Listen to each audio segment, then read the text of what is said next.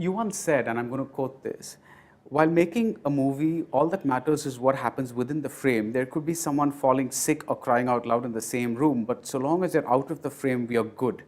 I mean, I know this sounds a little heartless, but it's very much a disciplined kind of thing.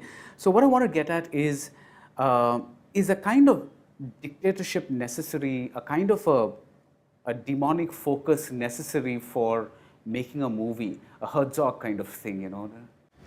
I don't think so.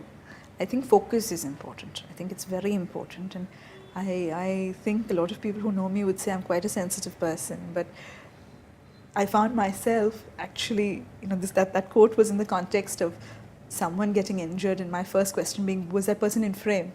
You know, that happens in your head, and I think that kind of focus is important.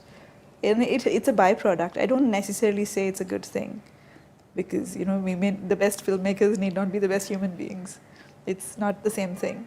But it's important, because what goes on within frame, I mean, my job is just to look at that, right?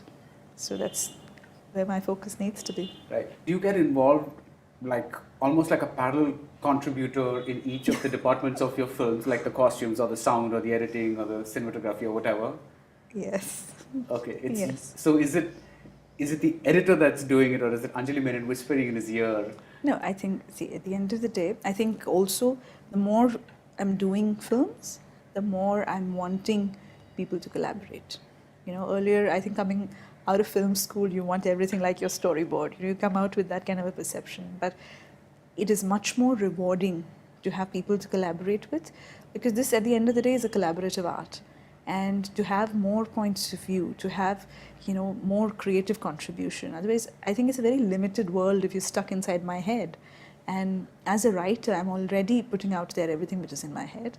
So as a director, there is, you know, so much I can do, but it's going to be limited. It's going to be a one-person film there, which is really not very attractive.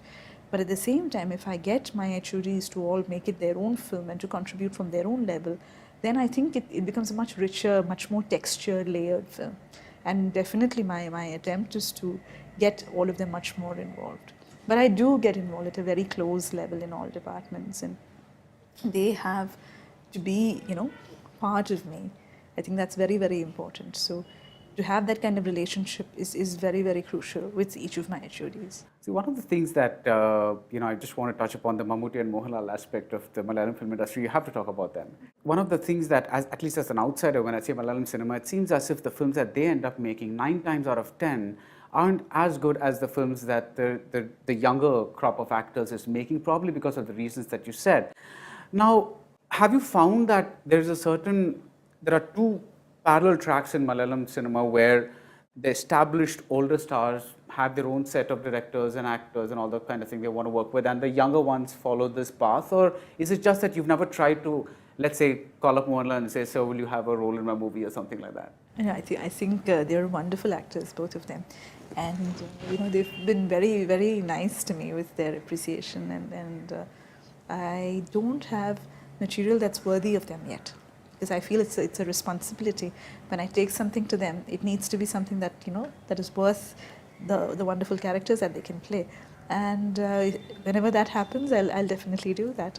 But what their motivations are and what their reasons are for doing certain films, I think, I mean, that is not something that I can judge. Right. I still think they're both people who are very open to doing different things, because what my limited interaction with both of them, and from the films I have seen them do, they have really, and they've done it not for the past 5 years or 10 years. I mean, they've done it way before this whole superstar thing was coined even.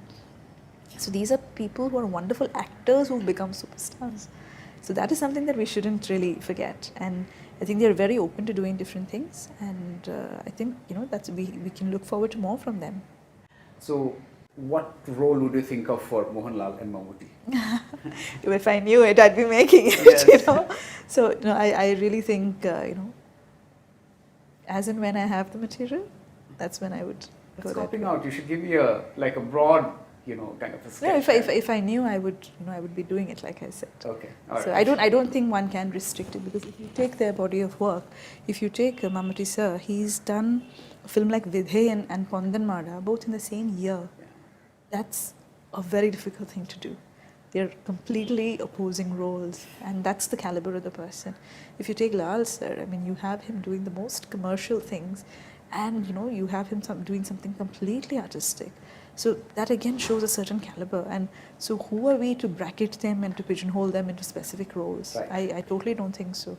I think they're people with immense versatility, and it's up to us to find that and And bring them forth in those kind of characters.